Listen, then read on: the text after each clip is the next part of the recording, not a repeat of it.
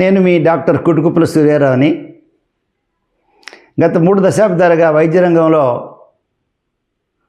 కృషి చేస్తూ భారత ప్రభుత్వం వారి చేత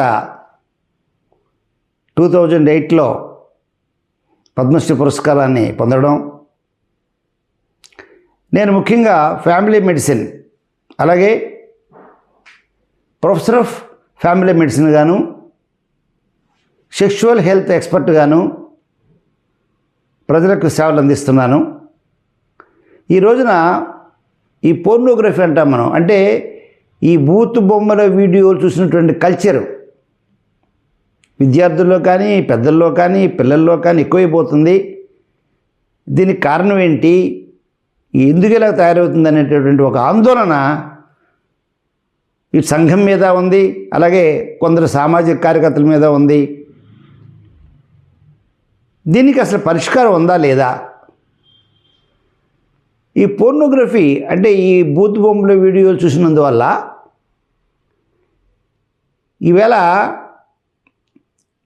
7వ తరగతి చదువుతున్న విద్యార్థి అంటే 10-12 ఏళ్ళకే మరి ఈ వీడియోలు చూస్తుంటే వారిలో వచ్చినటువంటి భావోద్రేకాలు, యువత ఈ వీడియోలు చూసినందువల్ల సబ్జెక్ట్ మీద కాన్సన్ట్రేషన్ ఉండదు. క్లాసులో ఉన్నటువంటి ఎవరో ఒక అమ్మాయిని చూస్తే అదే ఊహలో మునిగిపోతాడు ఆయన. దీనివల్ల బ్రెయిన్లో ఒక కెమికల్ డోపమైన్ అన్నటువంటి ఉత్సాహప్రేరితమైన కెమికల్ ఒకటి రిలీజ్ అవుద్ది. రిలీజ్ అయినప్పుడు ఇతనికి ఎక్కడ లేని ఉత్సాహం వచ్చి ఓ రకంగా చెప్పాలంటే కొందరు భావప్రాప్తి కూడా పొందుతారు. ఈ భావప్రాప్తి పొందినటువంటి విషయం వల్లనే వాళ్ళు ఈ పోర్నోగ్రఫీ వీడియోని చూడలేకుండా ఉంటున్నారు. వాళ్ళు ఒక అధ్యయనం ప్రకారం 46% పెళ్ళైనటువంటి స్త్రీలు, రమారమి 50% పెళ్ళైనటువంటి పురుషులు, అలాగే యువత అయితే ఒక అధ్యయనంలో చూస్తే ముఖ్యంగా ఇటీవల కాలంలో భారత లాంటి దేశంలో కూడా గత దశాబ్దాల కాలంలో ఈ బూతు బొమ్మల వీడియో చూసిన కల్చర్ బాగా పెరిగి 45% వరకు కూడా చూస్తున్నారని, దీది ఒక అడిక్షన్ అంటే ఏంటి, ఓ డ్రగ్ అడిక్షన్ లాగా మనకి, అంటే ఇప్పుడు గంజాయో లేకపోతే హెరాయినో అడిక్షన్ అయినట్టుగా అంత ఘోరమైన అడిక్షన్ కూడా కొందరు గురవుతున్నారని. అలాగే ఇంకొక అధ్యయనంలో ఏం తెలిసిందంటే, అంటే జర్నల్ ఆఫ్ ఇంటర్నేషనల్ సైకాలజీ వాళ్ళు పబ్లిష్ చేసినటువంటి డేటా ప్రకారం కొందరు చిన్నవాళ్ళు అంటే 15 ఏళ్ళు 14 ఏళ్ళ కుర్రవాళ్ళు కూడా పెద్దవారితో లైంగిక సంపర్కం పెట్టుకొని 40 ఏళ్ళు 30 ఏళ్ళు వారితో లైంగిక సంపర్కం పెట్టుకోవడం, దానికోసం అవసరమైతే హింసించడం, అంటే క్రిమినల్ యాటిట్యూడ్ కూడా యూత్లో కొందరిలో తయారవడం. దానివల్ల అప్పుడప్పుడు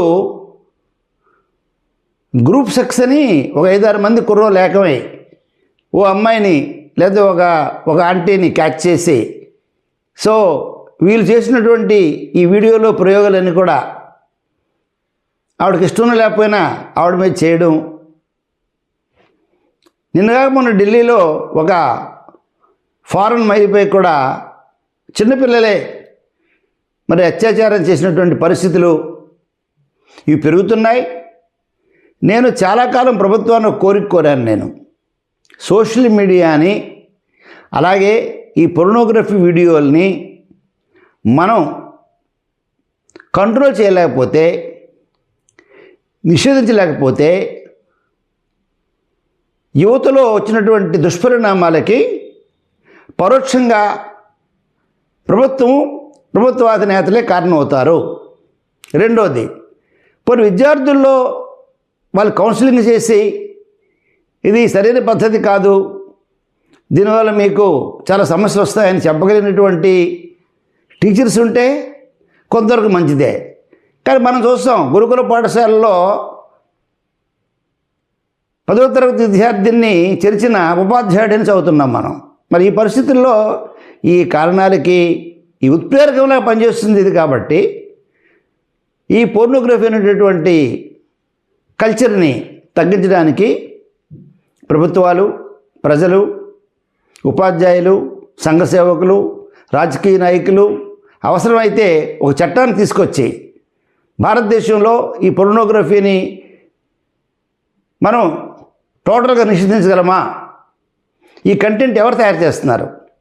వారి నుంచి మనం ఏమైనా వారిని స్టాప్ చేయగలమా అని ప్రయత్నాలు చేస్తే ఒక ప్రయత్నం. ఇప్పుడు ఈవేళ నేను పేపర్లో చదివాను, సోషల్ మీడియా పైన కూడా government of India A content ఇవ్వాలి, ఏ కంటెంట్ ఇవ్వకూడదు, యూట్యూబ్లో ఏది ఇవ్వచ్చు, ఫేస్బుక్లో ఏది ఇవ్వచ్చు, మరి ఎక్స్లో, ట్విట్టర్లో ఏది ఇవ్వచ్చు అని ఎడిట్ చేస్తామని ఒక స్టేట్మెంట్ చదివాను నేను. మరి దాన్ని ఎడిట్ చేస్తున్నప్పుడు పోర్నోగ్రఫీ మీద కూడా చేస్తే మంచిది. అంతవరకు యువత మాత్రం మితిమీరి వ్యసనానికి లోను కాకుండా సక్రమైనటువంటి రీతిలో ఉండాలని చెప్పి, తద్వారా మీ సెక్షువల్ హెల్త్ని, ఆరోగ్యాన్ని కాపాడుకోవాలని, లేనప్పుడు ఈ క్యాజువల్ సెక్స్ వల్ల, అంటే ముఖం పరిచయం వారితో సెక్స్ పెట్టుకోవడం వల్ల సుఖవ్యాధులు రావచ్చు, సిఫిలిస్ రావచ్చు, గనేరియా రావచ్చు, HIV AIDS వ్యాధులు రావచ్చు. కనుక ఈ విషయంలో తగు జాగ్రత్త వహిస్తారని నేను యూత్ని కోరుతున్నాను.